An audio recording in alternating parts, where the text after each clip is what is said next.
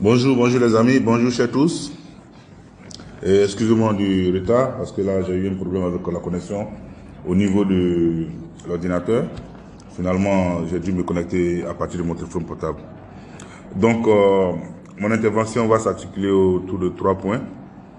Il y aura une brève présentation de Valentin Yao. Il y aura ensuite l'explication de mon parcours. Et puis quelques conseils à ceux qui voudraient se lancer dans l'aventure de l'entrepreneuriat. Donc, pour revenir à ma présentation, je suis Valentin Yao. Voilà, marié et père de 3 enfants. Je suis le président directeur général du groupe CIMEF, et expert international en finance,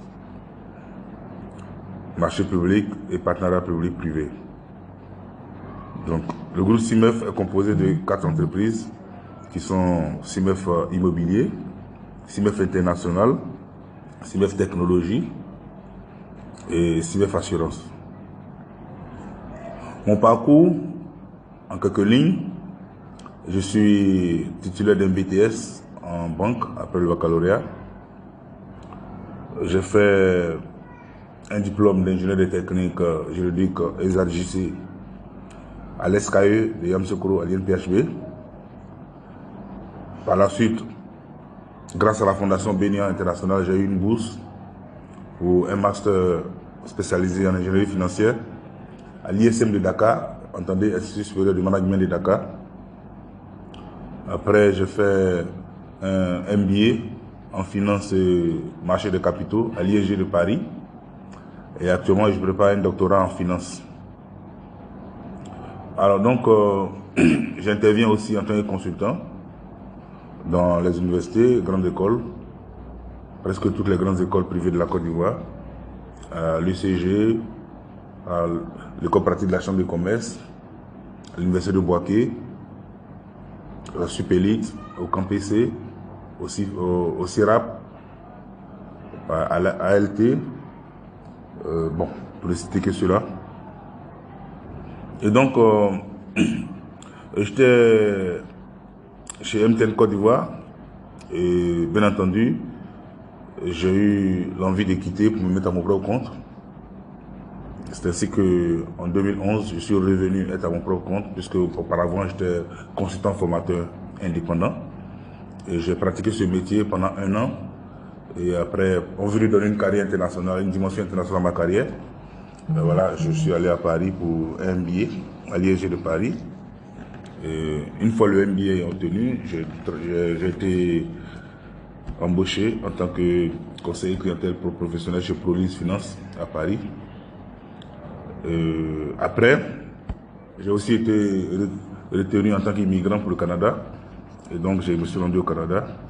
Mais une fois sur place au Canada, quelqu'un qui avait déjà abandonné son CDI à Paris arrive au Canada avec l'espoir, puisqu'on nous avait dit qu'il y avait assez de boulot, il y avait assez de choses à faire au Canada. C'est un pays qui recherchait beaucoup des travailleurs immigrés. Mais sur place, je me suis rendu compte qu'il était difficile d'avoir un emploi intéressant. Au début, j'ai refusé tout ce qui était proposition manuelle, de travaux de manufacture. Mais après, j'ai accepté. J'ai accepté parce qu'il fallait survivre, il fallait avoir de l'argent pour subvenir à ses besoins, à ceux de sa famille. Donc, j'ai travaillé régulièrement en tant qu'aide boulanger dans les usines. J'ai travaillé en tant que manutentionnaire dans les usines aussi. Et parallèlement à cela, je m'étais inscrit à l'université de Montréal dans un programme de microfinance du 2e cycle en vue de faire de l'andragogie, de la pédagogie, de la psychopédagogie pour être apte à enseigner dans l'enseignement supérieur au Canada. Et cette formation, je n'ai pas eu le temps de la terminer lorsque j'ai eu une opportunité d'intervenir au cégep de Matane. Donc, je suis allé au cégep de Matane et après mes interventions au cégep de Matane, j'ai décidé de rentrer en Côte d'Ivoire pour venir travailler. C'est là que j'ai eu une opportunité au niveau de Liège, de IDEA, l'Institut IDEA International du Québec, en tant que spécialiste senior en gestion publique. Là, j'intervenais en tant qu'expert en marché public, expert en PVP. Et donc, en 2015, en juillet 2015, j'ai décidé de me mettre à mon propre compte. C'est ainsi que j'ai mis en place CIMEF International. Et CIMEF International est chargé de faire la formation, le conseil et le recrutement. Alors, il faut dire qu'aujourd'hui, nous avons 3 bureaux et nous intervenons à travers tous les pays d'Afrique francophone. Nous avons des centres de formation, des partenaires avec des hôtels à Douala, à Casa, à Dakar, et à Abidjan, Yamoussoukro, Assini, Bassam, Paris. Et ça, c'est les endroits où nous avons des sites. À part cela, nous avons aussi des demandes à la carte. Nous allons au Mali, dans d'autres pays pour intervenir. Et 5 ans, 4 ans, 3 ans, on s'est rendu compte qu'on avait commencé à se stabiliser financièrement. L'activité avait pris de l'ampleur. Et aujourd'hui, tous les pays d'Afrique francophone nous connaissent, nous y intervenons. Et il fallait maintenant penser à la diversification. Et nous avons créé CIMEF Assurance. CIMEF Assurance qui est un courtier. Oui, donc depuis 2019, août 2019, nous avons créé CIMEF Assurance qui est courtier et gestionnaire santé. Voilà. Donc, quand on dit courtier, gestionnaire santé, c'est-à-dire que nous travaillons en partenariat avec les compagnies d'assurance. Donc, nous sommes l'intermédiaire entre les clients, les souscripteurs, les particuliers, les entreprises, les mutuelles et autres, et les compagnies d'assurance. Donc, nous faisons aussi de l'assurance maladie. Et à côté, nous avons aussi CIMEF Immobilier, comme son nom l'indique. Nous faisons la promotion immobilière, l'agence immobilière, la construction, les BTP. Nous avons CIMEF Technologie, qui est intégrateur de solutions informatiques télécom. Nous avons ces 4 entreprises, et donc cela forme un groupe, le groupe CIMEF. Voilà. Et depuis maintenant 5 ans, voilà, parce que nous avons commencé CIMEF en juillet 2015, et depuis maintenant 5 ans, nous sommes nous sommes à plein dans l'entrepreneuriat. Alors, ce qu'il faut retenir dans ce parcours, c'est que ça n'a pas été facile. Ce n'est pas du tout facile. Bien souvent, quand on entend les gens dire qu'ils sont partis de rien, beaucoup de personnes n'y croient pas, mais c'est la réalité, parce que nous avons créé avec un capital de 1 million. Nous avons créé avec un capital de 1 million. Et 1 million, c'est de l'argent, mais ce n'est pas énorme face à d'autres secteurs qui ont besoin de plus d'argent pour se lancer. Vous avez déjà le premier obstacle, c'est l'entourage. Oui, chacun va chercher à vous décourager.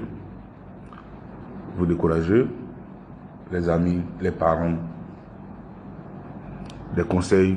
On vous dira non, c'est pas prendre le risque, il faut rester, tu es salarié, tu gagnes bien ta vie. Et donc, ce que vous devez retenir, c'est que le poste que j'ai laissé avant de commencer, voilà, en net, je me retrouvais à 1,5 million, 1 500 000 francs CFA, que j'ai laissé. J'étais payé en dollars canadiens, donc j'avais plus de 5 000 $ bruts, près de 40% de charges fiscales et sociales.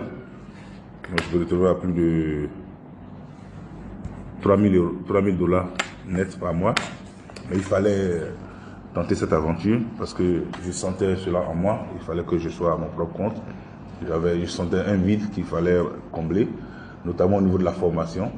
J'estimais que, ayant travaillé pendant tout ce temps pour des organismes canadiens, français, je pouvais faire la même chose pour mon propre compte. Et il y avait un besoin, c'est-à-dire que créer plus de chaleur africaine, plus que ces organismes avaient aussi des clients africains. Et donc, voici un peu ce que nous avons essayé de faire.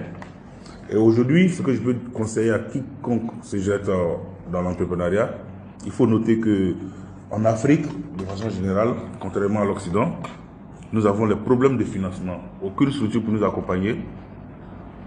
Les structures, les banques ne croient pas en nos projets. Le gouvernement n'a rien mis en place pour soutenir l'entrepreneuriat. Et donc, quand vous commencez, tout le monde se méfie de vous. Les employés de qualité que vous voulez recruter n'ont pas confiance parce que c'est demandent s'ils pourront avoir leur salaire. Les fournisseurs ne vous font pas de crédit. Les banques ne vous font pas de crédit. Les clients n'ont pas confiance. Parce que vous venez de commencer, vous n'avez pas de référence. Et donc, c'est voici les difficultés qui sont devant l'entrepreneur. Il faut tourner sur fonds propres. Il faut tout faire sur fonds propres. Et cela n'est pas évident. Mais ce que je peux dire aujourd'hui, c'est que si nous sommes arrivés à ce niveau, c'est parce que nous n'avons pas abandonné. Il ne faut pas abandonner. Il ne faut surtout pas abandonner. Parce que c'est facile de s'accrocher à un poste. Mais il faut bien comprendre que ce poste que vous avez dans les entreprises, c'est des gens qui sont, une fois dans leur vie, arrêtés pour créer ces entreprises. Donc moi je pense qu'il faut vraiment soutenir l'entrepreneuriat. Nous sommes créateurs d'emplois. Aujourd'hui, nous sommes à plus de 65 personnes. Et quand je dis 65 personnes, ce n'est pas des employés de bas salaire, non. C'est de hauts cadres que nous avons. Nous avons des docteurs, nous avons des masters, nous avons des bacs plus 5 de l'INPHB. Il y en a au moins 3 ou 4. Nous avons des bacs plus 5 de plusieurs structures de la place. Il y en a qui ont fait les études à l'extérieur de la Côte d'Ivoire. Nous avons des bacs plus 3, des bacs plus 2. Et donc, je veux dire que les 65 personnes que nous avons, cela nous donne une masse salariale très élevée. Voilà. Et donc, on a besoin d'être accompagné. Mais cela ne doit pas être un argument pour s'arrêter. Voilà, voici un peu ce que je pourrais dire aux frères, aux amis, à toute personne qui va écouter cette vidéo et qui souhaiterait se lancer en entrepreneuriat. Voilà, vous allez avoir toutes sortes de découragements, ça c'est clair, mais il faut avoir la foi, il faut croire en Dieu, parce que c'est Dieu qui fait toutes choses. Si vous avez l'envie, c'est un appel qu'il auquel il faut répondre. Et donc, je crois que nous avons saisi l'occasion. Le Seigneur ne nous a jamais lâchés, ne nous a jamais abandonnés. On a eu toujours des opportunités.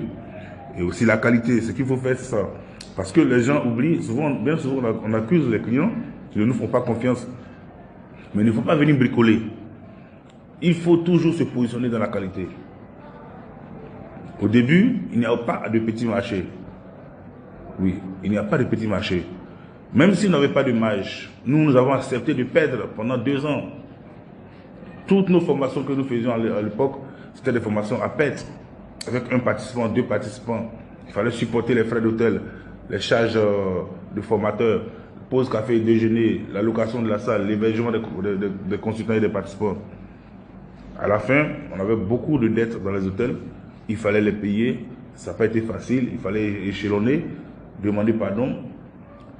Et quand c'est comme ça, même le propriétaire de l'hôtel, il ne comprenait pas. Il se dit, mais attends, vous avez de l'argent, vous ne payez pas les gens, vous avez des séminaires. Mais on n'avait pas de marge. Il fallait faire cela pour avoir des références. Et c'est ces références qui nous ont permis aujourd'hui de chercher maintenant à avoir des marges. Et nous avons augmenté nos tarifs. Nous sommes positionnés à un autre niveau. Aujourd'hui, nous sommes sollicités dans toute l'Afrique. Je dis bien toute l'Afrique francophone pour les formations.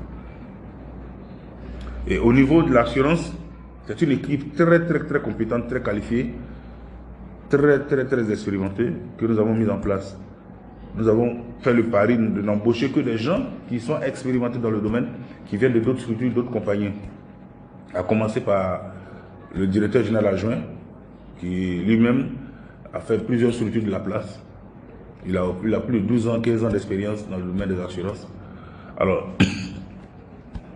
franchement, c'est la qualité, parce que bien souvent, lorsque nous postulons pour des marchés, la tendance en Afrique, c'est que nous ne sommes pas priorisés, nous ne sommes pas préférés. C'est les Occidentaux, les structures occidentales qui viennent postuler, qui sont privilégiées. Parce qu'il y a D'autres diront le complexe de la peau blanche. Mais il y a aussi du vécu. Il y a certes des gens qui sont complexés parce que ils se disent que quand c'est blanc c'est bon, quand c'est noir c'est mauvais. Mais il y a aussi des gens qui ont été échaudés, qui ont été déçus. Ils ont donné des opportunités à des Africains de s'exprimer et les gens, ils ont fait n'importe quoi. Et c'est pourquoi nous on s'est dit, mais tiens, il faut la qualité. Il faut la qualité. Tous les services que nous rendons sont des services de très haut niveau. Nous sommes prêts à aller chercher des experts partout sur la terre pour venir intervenir. Même quand nous avons des séminaires en France et que c'est des experts africains qui sont plus compétents sur la matière, on préfère les déplacer de l'Afrique. Si c'est des formations en Côte d'Ivoire qu'il faut déplacer un expert du Canada, nous le faisons. Nous ne regardons pas la marge. La qualité, c'est la priorité chez nous et la marge vient après. Voilà, donc voici un peu le conseil que je pourrais donner à tous ceux qui voulaient se jeter dans l'entrepreneuriat. Au début, c'est difficile, c'est clair, c'est difficile. Personne ne vous soutiendra. Je l'ai dit tantôt, les fournisseurs ne vont pas vous faire confiance, je répète. Les clients ne vont pas vous faire confiance. Les bons employés ne vont pas vous faire confiance parce que l'environnement, vous n'avez pas ils ne sont pas à l'aise. Les banques ne vous feront pas confiance. Jusqu'à 5 ans, c'est difficile même d'avoir des banques qui vous font confiance. Donc, je vous dis merci et je pense que on va arrêter la séance. Si vous avez des questions, vous avez des préoccupations, je peux vous répondre pour éviter de parler tout seul. Je vous remercie.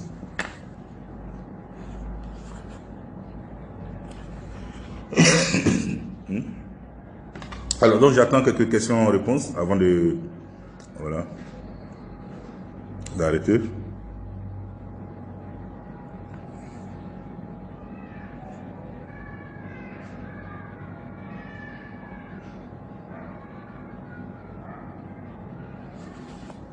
Je vais arrêter. Comment je peux arrêter?